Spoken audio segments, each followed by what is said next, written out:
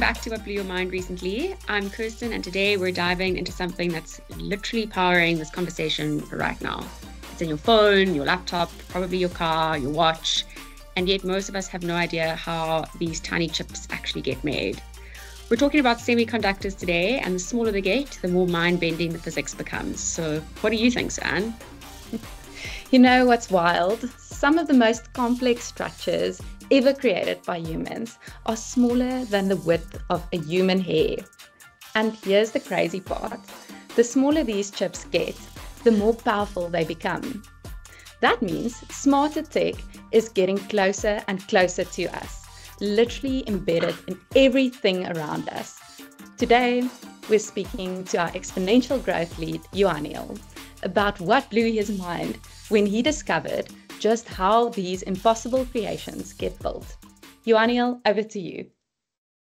Thanks, guys. When you asked me what had blown my mind recently, my mind typically goes to the things around us or the unexpected intricacies of the things that power our daily lives or that we interact with. And in this case, the thing that we're talking about is something that, as you've mentioned, powers everything we use or almost everything we do these days. These are the chips that sits behind the advances in technology that we know, and is a big driving force behind that for us to continue making progress in this technological space. And it's been a big problem for us in terms of squeezing more computing power into these tiny pieces of surface area that powers our devices.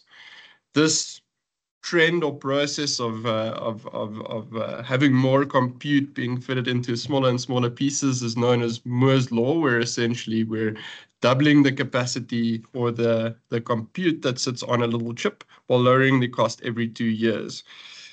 And what is astonishing is that we're at a stage where this has literally become at a atomic scale, where we're down to about 2 to 3 nanometers. To put that into perspective, as you've mentioned, it's smaller than a human hair. That's about 40,000 times smaller than a human hair. And to achieve this, to be able to get down to the scale, there is a process that sits behind it known as extreme ultraviolet lithography, or EUV, which was developed to help us to be able to etch the little small pathways into the silicone chips, where those billions of little transistors sit to make up the chip and power it or connect it and connect it to each other. Now, the reason why, what makes this so interesting is the intricacy behind it. Because the light at that scale or at that size does not have enough energy to actually etch or make the pathways into these wafers.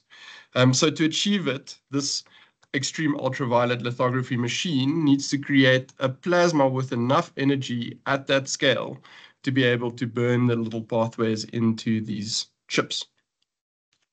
Now, what's very cool is how this machine works, is essentially by firing tiny droplets of tin, smaller than a human hair, and it has to hit it twice with the laser at exactly the right angle to create a plasma that is 40 times hotter than the surface of the sun.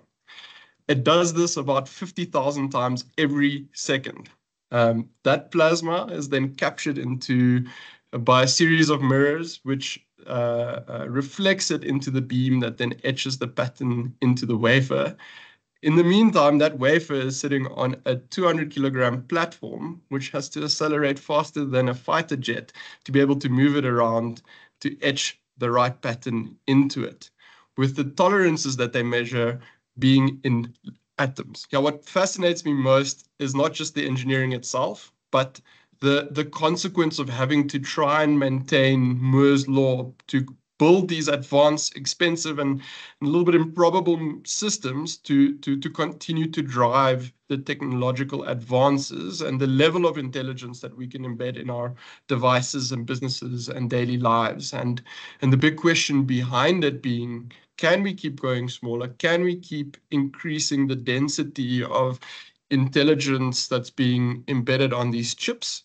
And we are finding new and innovative ways to do this and bending the laws of physics to increase computer density beyond just reducing the size of these things, which also means that for us in our lives going forward, that the intelligence we're experiencing is not just going to remain where it is today, but it's going to continue to become even deeper integrated, even more intelligent, and continue to change the way that we live and work, and continue to shape the world around us. And the fun of having to think about what these implications will look like and what it will mean for us going forward.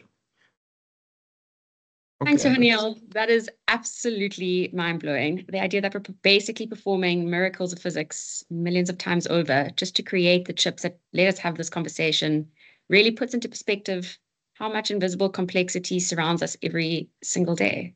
Yes, and it makes you realize that we're living in this incredible moment where the tiniest things are enabling the biggest transformations. These chips aren't just powering our devices, they're literally rewiring how we think, work, and connect with each other. The fact that exponential intelligence is getting smaller and more embedded means it's going to be everywhere, anticipating what we need before we even know we need it. So whether you're a tech enthusiast, someone who's curious about the hidden world of manufacturing, or you just appreciate the mind-bending science that makes your morning coffee routine possible, this one's for you. Did this blow your mind too? Let us know in the comments. Until next time, though, keep looking closer at the invisible wonders all around us. Thanks for joining us.